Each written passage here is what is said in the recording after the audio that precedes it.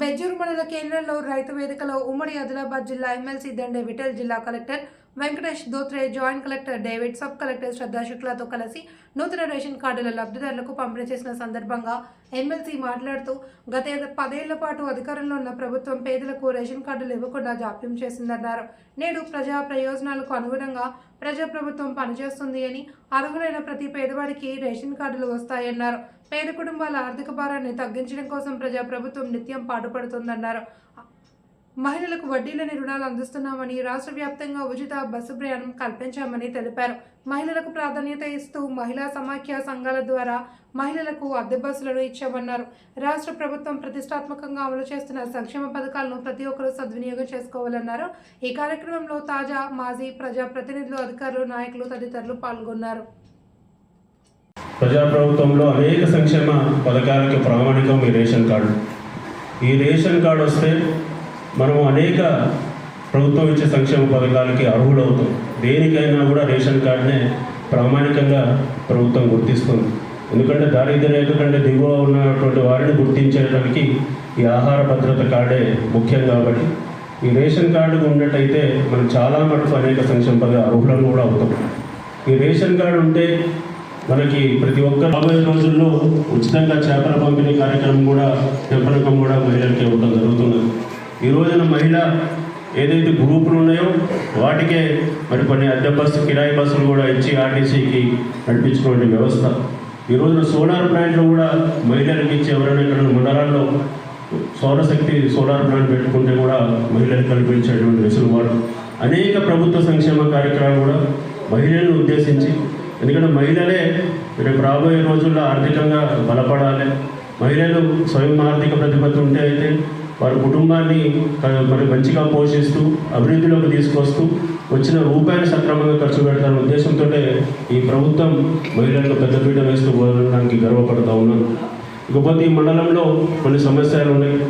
గౌరవ జిల్లా కలెక్టర్ గారు ఉన్నారు కాబట్టి కొన్ని మీ ముందు కూడా వారికి మీరు చెప్పినటువంటి సమస్యలు ఉన్నాయి, వారి దృష్టి కూడా తీసుకెళ్లే ప్రయత్నం చేస్తాం. ముఖ్యంగా ఈనాడు ఇందిరామ్మ ఇచ్చినాం సార్ మన ప్రతి గ్రామానికి కూడా. ఒక 6 జీపీలలో మాత్రం కొద్దిగా ఫారెస్ట్ ఆఫ్తో ఇబ్బంది ఉంది. ఈ రోజున కమర్గాం కానీ, ముర్లగూడ, జిల్లెడ, ఆగరగూడ, నందిగామ, ఉండపల్లి వీటిల్లో మాత్రం కొద్దిగా ఫారెస్ట్ అధికారులు కట్టనీయటం లేదు.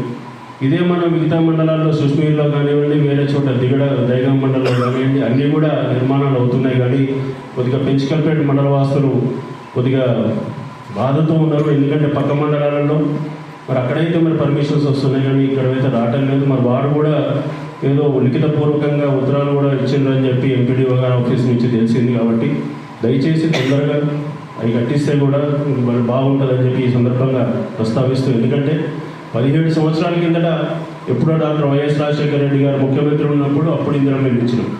దాని తర్వాత 17 సంవత్సరాల నుంచి కూడా ఈ గ్రామాల్లో ఉన్న నిరుపేదలు గూడు కోసం ఎదురు చూస్తూనే ఉన్నారు. ఈ రోజున ఈ ప్రభుత్వం 17 సంవత్సరాల తర్వాత ఎప్పుడో ఇచ్చిన ఇళ్ళ తర్వాత మరి ఈ రోజున నియోజకవర్గానికి 3,500 ఇళ్ళ చొప్పున మరి కేటాయించడం, దాంట్లో మరి ప్రతి గ్రామానికి వెళ్తే కూడా ఇందిరమ్మ నిర్మాణంలో ఉంటాం. కానీ కొన్ని చోట్ల దురదృష్టవశాత్తు గ్రామ కంఠంలో ఉన్నటువంటి వాటిని కూడా ఫారెస్ట్ అధికారులు అటవీ భూమంటాం, మరి అక్కడ కూడా కొద్దిగా నిర్మాణానికి అడ్డుకుంటున్నారు. కాబట్టి దాన్ని పరిశీలించమని కోరుతా ఉన్నాను. అదేవిధంగా మండలం కూడా ఇప్పుడు వర్షాకాలం వస్తుంది, సీజనల్ వ్యాధులు కూడా ప్రబలే అవకాశం ఉన్నది.